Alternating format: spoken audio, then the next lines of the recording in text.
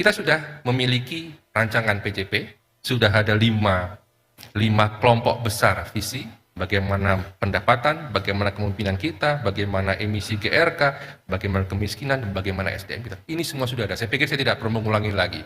Dan semua sudah ada indikator-indikatornya. Ada 45 indikator yang kita memang arahkan tercapai di 2045. Ini harus tergambar di dalam dokumen 5 tahun RPJM, yang merupakan tahun pertama.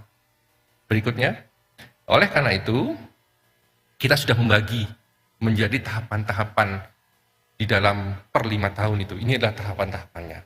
Dan itu diwujudkan ke dalam ke dalam berbagai agenda pembangunan yang ada. Ada 5 agenda, termasuk sosial, ekonomi, kelola, hukum, dan kemudian budaya dan ekologi.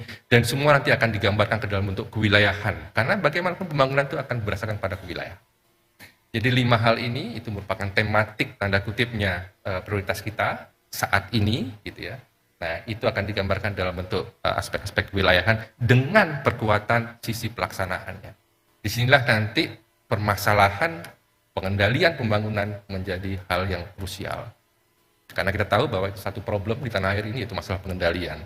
Oleh karena itu, poin biru paling bawah itu menjadi bagian yang tak terpisahkan dari sebuah perencanaan pembangunan. Next.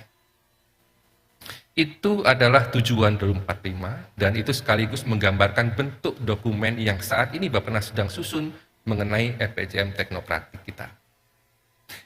Nah, saya masuk kemudian ke bagian terakhir karena nanti detail dari masing-masing substansi itu akan dipaparkan oleh kolega saya, para masing-masing deputi. Nah, ini adalah agenda. Agenda yang akan kita tempuh. Jadi bulan ini, Desember ini merupakan sebetulnya masih di tahap awal sebetulnya. Tapi kita perlu tetap menggali masukan-masukan itu. Kita menjaring aspirasi masyarakat sampai dengan let's say bulan Januari 2024. Setelah itu, dari bulan Januari sampai dengan Desember, kita terus berevolusi menyusun dokumen-dokumen RPJM itu. Rancangan awal, rancangan akhir, dan sebagainya. Termasuk di situ kita mulai memasukkan berbagai program-program presiden yang terpilih. Nantinya, entah di bulan Februari, entah di bulan Juni, itu kita akan lakukan. Plus, kita sudah mulai akan menerapkan yang namanya manajemen risiko pembangunan nasional. Situ juga mulai diterapkan, yaitu di mulai tahun depan. Saya yakin bahwa masukan dari semua kita itu tidak berhenti pada bulan Januari. Nantinya akan ada momentum-momentum lagi kita membuka acara yang sama. Setelah kita berevolusi ke dalam dokumen-dokumen yang berikutnya. Kemungkinan di paruh kedua di tahun 2024 kita akan adakan lagi hal yang sama seperti ini, khusus dengan daerah, khusus dengan BUMN, khusus dengan KL, khusus juga dengan semua masyarakat yang ada. Hingga penetapan perpresnya kita lakukan pada bulan Januari 2025. Itu RPJM.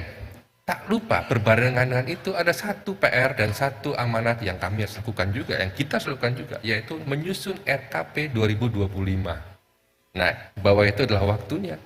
Sekarang pun kita juga akan melihat bagaimana apa yang akan menjadi prioritas RKP 2025. Jadi teman-teman nanti ketika ngasih masukan, tolong juga dapat dilihat gitu ya. Di samping masukan yang 5 tahun ke depan, tolong juga dapat dilihat apa yang urgent akan kita lakukan di 2025, 1 tahun pertamanya.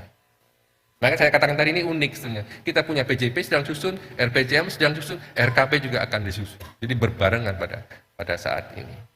Waktunya itu RKP seperti biasa bahwa kita harus menetapkan prioritas pada bulan Januari, kemudian bergerak dengan pagu, dengan rancangan awal dan sebagainya hingga di bulan Desember 2024 untuk penetapan akhir dari RKP 2025. Ini pun nanti saya pikir akan ada perubahan karena RKP yang disusun pun juga nanti harus menyesuaikan dengan RPJM yang akan ada. Nah, itu kita akan lihat nanti momentumnya kapan itu RKP 2024 versi yang disusun pada hari ini akan kita mutakhirkan RKP 2025 yang kita mutakhirkan untuk menampung dari RPJM barunya nanti. Gitu ya. Apakah kita lakukan di bulan Desember? Apakah kita lakukan di bulan Juni tahun depan? Apakah kita lakukan di nanti APBNP tahun 2025 sebagaimana halnya di 2005 lalu? 2025 lalu seperti itu. Itu pilihan-pilihan, teman kita di pemerintah tidak bisa menunggu nanti, tapi kita harus mulai dari sekarang. Untuk itu kita menyusun yang namanya rancangan teknokratik, yang namanya kemudian RKP 2025 yang nanti kita akan lihat sesuai dengan kabinet baru. Next. Ini biasa, saya pikir saya tidak bahas, ini kaitan antara semua dokumen yang ada, pusat dan daerah. Berikutnya adalah yang terakhir, ini. Saya katakan tadi bahwa satu poin penting itu adalah perkuatan sisi pengendalian. Jadi di dalam penyusunan RPJM dan RKP tahun ini kita juga menitik beratkan pada hal ini. Bahwa once itu dimasuk ke dalam dokumen RPJM, otomatis semua indikator, semua kinerja yang ada akan menjadi bagian dari Renstra. Itu otomatis seperti ini. Dan juga akan menjadi bagian dari tanda kutip target-target yang harus dicapai di tiap provinsi dengan tidak menghilangkan otonomi daerah. Nah, ini hal yang akan kita perkuat di dalam kita mengimplementasikan dokumen-dokumen perencanaan yang tersusun pada beberapa waktu ke depan, RPJM maupun juga RKP. Saya pikir demikian, Bapak Ibu sekalian yang dapat disampaikan mengenai isi dan kemudian mengenai agenda. Substansi detail akan disampaikan oleh teman-teman deputi di 5 transformasi yang ada nanti, gitu ya. Dan jangan lupa, sebagaimana yang saya sampaikan tadi, bahwa ini adalah tahap awal. Tahap awal itu akan terus ditajamkan, akan terus kita lihat lokusnya, akan kita lihat ke targetnya, objeknya, sebagainya, hingga setahun ke depan.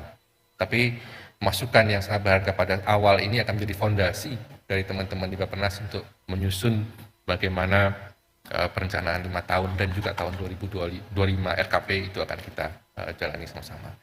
Demikian dapat kami sampaikan, semoga pertemuan ini memberikan manfaat yang besar bagi kita semua, bagi KL, bagi daerah, bagi teman-teman di non-state actors dan juga lain sebagainya, sehingga menjadi langkah gerak bersama kita dalam membangun negeri ini. Demikian, Assalamualaikum warahmatullahi wabarakatuh, selamat siang dan rahayu untuk kita semua. Waalaikumsalam warahmatullahi wabarakatuh. Terima kasih Bapak Erwin Dimas atas penjelasan umum terkait dengan RPJMN tahun 2025-2029 dan RKP tahun 2025.